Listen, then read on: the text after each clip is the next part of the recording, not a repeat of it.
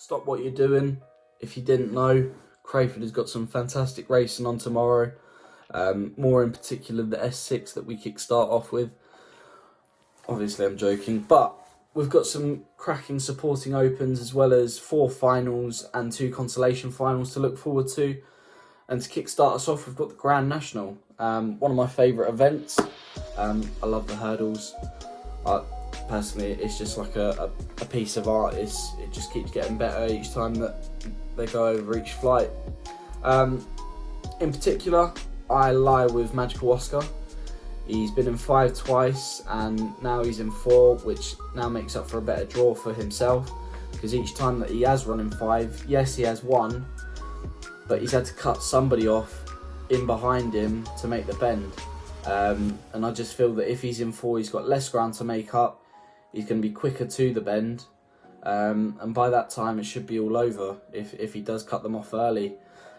It is a very classy final, I will give it that. You've got Bobbing Navatar and Born a Rhythm both in behind, 2 fantastic hurdlers. But yeah, I'll be siding with Magical Oscar. For our Cesarewitch Final, it's a tough one. You know, I'm pretty sure you've got Savannah Regera in there. You've got Savannah Volcano, which is one of my selections to go in behind, who I genuinely think will make a mockery of this field. And that's Killshading Marie.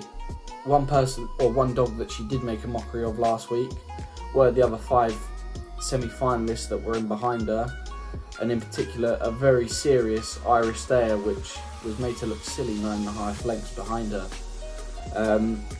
She just had another gear last week. She just kicked on as if it was nothing, and she just didn't stop at all either. Genuinely did not look as if she was tiring, and it probably says a lot, as you know, the week beforehand she was running the 7:14 and was quickly closing. I believe it was either behind Milton Mia or Milton Pepe. So that already suggested there that she maybe wanted a bit further, and she clearly did, because you know it was an unreal race. In terms of time, she tops them all, and in terms of splits coming round to the winning line, first time hand, I can only see this race going to her personally.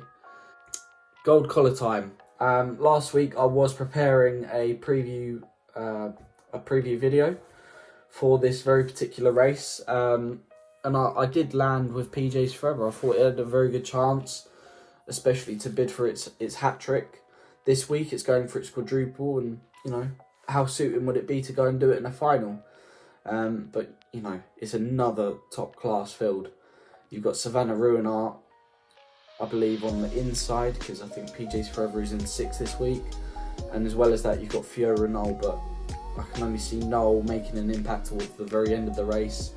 But if she can get out as quick as she has been, which I think she's been a little bit slower than she usually is, if she can leave the lids a little bit quicker and relies on a little bit of trouble, which can always happen, especially around Crayford, you know, the quadruple is most certainly on, and that'd be quite a nice win for Tom Levers. Moving on to the Rose Bowl, however, it's between 2 for me. You got Adele's Duke and Eichels Rocco.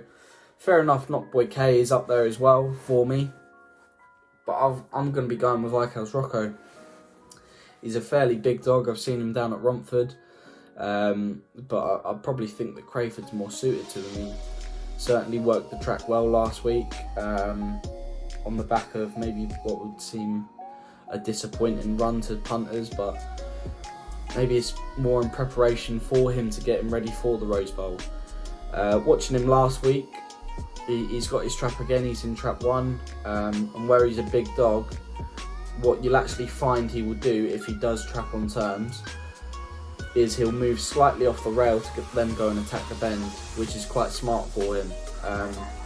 If he does do that, Adele's Duke's now moved 1 further in. She's now in trap 3, or he's in trap 3 rather. I can only see there being a little bit of trouble, tussle and kerfuffle. It would just be about who leads really. I don't think either dog will back run each other. Whoever leads will win, and it's as simple as that. Both dogs are very capable of winning, and they can certainly do the times. I'm pretty sure they did 23-22 between them.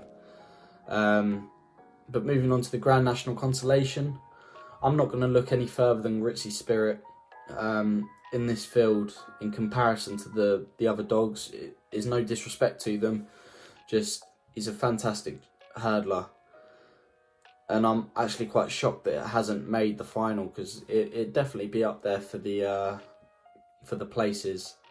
In behind is Southern Seattle, just won a very decent H2. I think it'd just be between those two, to be honest. He's just come back from doing a trial and did a 23.45, so that really says it all in a field of probably like 23.80s. As well as that, he's very rarely to muck up and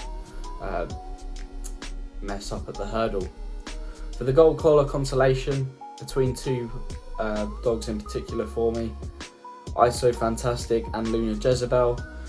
Fantastic's gone on the inside of him this time, gone from 6 to 4.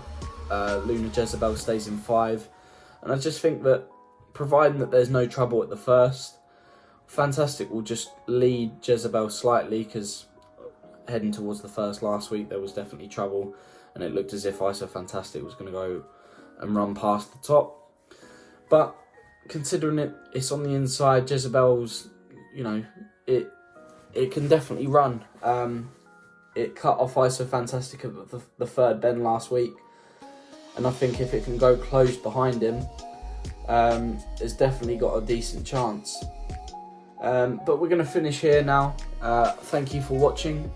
Good luck with your selections tomorrow. Hopefully I'll be cheering on 6 winners, so I'll keep my fingers crossed for that and for yourselves. But yeah, once again, thanks for watching. There will be more videos coming out fairly soon, so keep an eye out for those. Make sure to stay subscribed, leave a like, tell your friends about these fantastic selections that we've got. We might even put out a selection for the S6, who knows. But if you did come this far, I do appreciate you, and I also pity you, because I am quite boring. So we're going to leave it there. Thanks very much for watching, and we will see you all later.